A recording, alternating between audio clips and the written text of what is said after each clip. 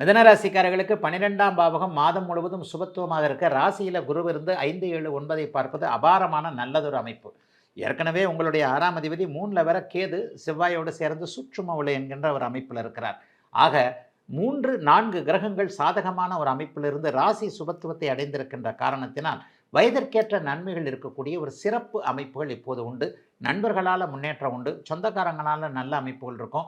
சகோதரத்துவம், சகோதரிகள், அக்கா தங்கை உறவுகள் நன்றாக இருக்கக்கூடிய தன்மை. இந்த மாதத்தில் மிக முக்கியமான பலன் அப்படின்னு சொன்னால் அடுத்தவர்களுடைய ஆதரவு கிடைக்கிறது, வாய்ப்புகள் நல்ல விதமாக வர்றது.